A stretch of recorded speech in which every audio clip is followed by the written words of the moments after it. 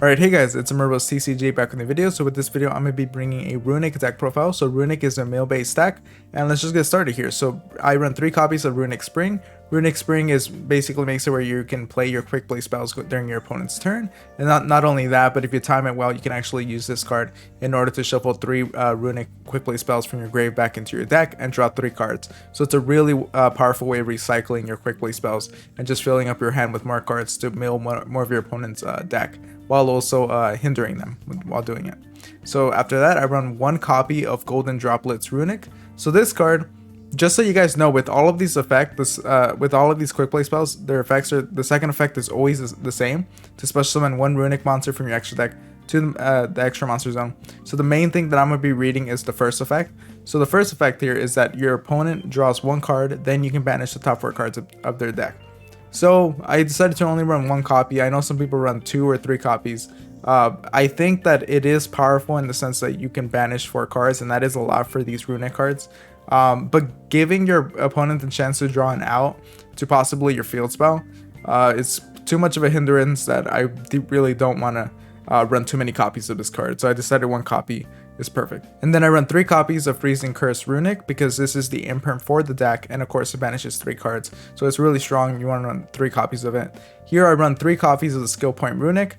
This card lets you add 1 Runic card from your deck to your hand and then banish the top card of your opponent's deck. So I run 3 copies of it because you're able to search out a specific out that you might need. Not only that, but it gives you an access to your Runic Spring, which isn't really a problem for this deck. This deck can easily search out this field spell, but it's just another way to going about it and just getting out a potential out. And then here I run 3 copies of Dispel Runic. So this card is basically like a draw base effect where if your opponent adds a card from the deck to the hand, you make them discard 1 random card from their hand, then banish the top 2 cards of their deck. So it punishes them for searching out, for searching potential outs for your deck. And yeah, it's just a really strong card that you want to have 2 copies of, just because it is a bit conditional.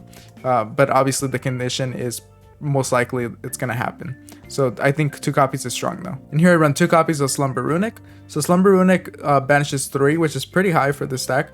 But not only that, you can also use it as a flexible way of stopping your opponent's attack, or protecting your monster from a potential attack. So it's a flexible card to use, and the banishes 3, which is pretty high for this deck. And then here we have Brilliant Flame Runic. I run 3 copies of it because you can target 1 opponent's special summon monster, destroy it, then banish top 2 cards of their deck. So it's just a great way, it's a form of removal, and it banishes some cards. So it's really strong for removal sense. So I decided to run 3 copies. 2 copies of Raging Storm Runic. So this card is really strong in the late game. I'm actually going to post a video that I played against Branded, and I was able to use this card because your opponent is going to try to build up cards on their side of the field because it builds like a false sense of security. They think that they actually have control of the game just because they have a lot of cards in the field, but they're not able to use those cards. So not only do keeping on those cards on the field just clutter up the field, but this card punishes them because it banishes cards from the top of your opponent's deck up to the number of cards they control. So it just gets rid of, it's just a great way of just banishing a bunch of cards from the top of their deck. And I actually won a couple games using this card. So a really strong card, and it gets even stronger later in the game. 3 copies of Destruction Runic. So this card is great because it's spell trap removal, and it banishes the top 4 cards of their deck. So this is really high, in terms of banishment, and it is a form of removal, which, depending on the deck you're going against, it's going to be even stronger. And then here, you're going to want 1 copy of Runic Deceit. You only need 1 copy of this card.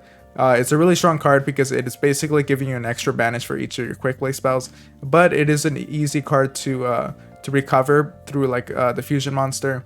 So and it's easy to search out, so you only need 1 copy. And now these are the cards that help out the deck. A lot of them are degenerate cards because this deck is kind of a degenerate troll deck, but it is pretty fun when you're on the trolling side. But just keep it in mind that you are gonna have to troll a bit while using this deck. So because you're doing that, you're going to be running 1 Dimensional Fissure. Again, this card is just going to slow your opponent down. It's it makes it very difficult for them to play if all their monsters sent to the grave or banished instead. That locks them out of a very important part of the game. So it's going to slow them down heavily until they find an out for it. And then 3 Mystic Mind, because sometimes you're going to need to slow down the game even more when you don't have enough ways to recycle your cards in your hand. So you're just going to want to slow down the game until you can find an out. And then 2 copies of Pot of Desires, because you're going to be using this card to search out You don't really need to search out specific cards, but you just want to fill your hand with more of these cards, just so you can find more ways to banish your opponent's deck. And then 2 triple tactic talents, because you're going to be using this card to just draw more cards, draw potential outs, and yeah, that's going to be the main way of using this card. 1 Day of Peace, again, same thing as kind of the Mystic Mine. You're just going to be wanting to use this in order to stall more time, and you get a draw too. So it's really good just to have 1 copy of this here. Of course, you can only run 1 copy. Called by the Grave, because sometimes Ash Blossom could be really painful for this deck, so you want to have Called by the Grave, and it's a quick play spell. And then 2 copies of Super Polymerization, because your opponent's going to be filling up their field with a bunch of monsters, and you have your own monsters too, and you know, you're just going to want to be able to take those monsters and just slow them down by building your own defense by using their resources. And then 2, there can be only 1, because there can be only 1 is really strong. If they have a deck that you know, uses 1 monster, then you can just use this to restrict them to only summon 1 of that monster type, and it just slows them down heavily. And then 3, skill drain, because you know, it's a toxic deck, and you're gonna want to use these skill drains to negate your opponent's face-up monsters. Again, slow them down, so you can just play at a slower levels, or at a slower pace, so that you're able to destroy their cards and, you know, mill from the top of their deck. Alright guys, before I go to the extra deck, if you guys are enjoying the video and want to support the channel directly, make sure to check the Patreon in the description down below. Or if you want to buy some of these cards, since these are new cards coming out of Tactical Masters, and want to support the channel, then check out my TCG player link in the description down below. But if you can't do either of those, then just like, comment, subscribe, and all that. And yeah, let's just go straight to the extra deck here. So here are just all the Super Poly targets. You guys probably recognize all of these. They're very generic, you know, Super Poly monsters that you just want to have out here. Just because you want to have a wide range, so Super Poly can always be useful. You know, there's a lot of dark decks, so a lot of the times you're just going to be using these guys. But yeah, sometimes you're going to get this 2 monsters of the same type and attribute but different names. That's going to give you a wider range, and then Mud Dragon, of course, gives you a really wide range too. So yeah, that's going to be the main point of these cards. And then you run 3 copies of Jerry the Runic Fangs, because if this card is special summoned from the extra deck, you can target 1 runic spell in your grave, accept a quickly spell, and add it to your hand. So the main way of using this card is in order to get back your Deceit of the, or Runic Deceit, in order to you know, play that card again. And yeah, because this card's going to be your main, not your main way, but it's just a slow burn. You're going to want to have it on the field, and your opponent might get rid of it, and if they do, then it's going to be your way of getting it back. And then when this card is destroyed by battle, you can target 1 card in the field, destroy it. So again, it's just a way, not only does it block an attack, but it can destroy another potentially impactful card on their side of the field. So here we have 3 copies of Moonin the Runic Wings. So this card is great because it's going to be your way of searching out your Deceit of the Mr. Runes, but it's also going to be a way of protecting your set cards or your runic cards, so that's going to be a great way of protecting the field spell. And not only that, once returned during the end phase, you gain 1,000 life points. So I actually have a duel that I was able to use as effect, as a, you know, end of the phase, gain 1,000 life points effect quite a few times, and I was able to build up a lot of life points, and they weren't able to actually deal with it. So yeah, really strong card here. And then here we have 3 copies of Hugin the Runic Wings, because this card is your way of searching out the field spell. It's not like it's too difficult to go into Spring of the Mr. Rune, but this guy helps it a lot, because she's able to, since you can summon her out with any of these cards, you can easily go into your field spell. And yeah, if another card you control would be destroyed by card effect, you can banish this card you control instead. So again, it's just another way of protecting your cards. And then 1 Nightmare Cerberus, because it's just going to be, sometimes you have 2 monsters in the field and you want to use this as a form of removal. This is honestly a flexible spot that you can use for, like, if you want to use it for a different link too. But yeah, let's go to the side deck. So here's the side deck. The side deck, as usual, is just cards that I tested out and decided not to run, but are some cards that you might want to explore on your own. So here, Majesty Fiend, again, is just another way of, you know, it's another skill drain, but it is an extra step because you do have to use 1 of your cards in order to get them out, use their effect, and then, you know, tribute it in order to get Majesty Fiend. It's fine, but I just think skill drain is just more of an effective way. Nightmare Phoenix, if you just opt for the spell trap destruction instead of the monster destruction. Terraforming, if you worry about like going into your field spells or just searching out your Mystic Mine too. Honestly, you just have to try it out on your own and see if you rely on these cards enough in order for you to search this out, because usually you can just search this out on its own, but if you need Mystic Mine a lot, then you can add that. Infernal Tempest was I think an interesting card. Just because when you take 3,000 or more battle damage from 1 attack, you can activate this card.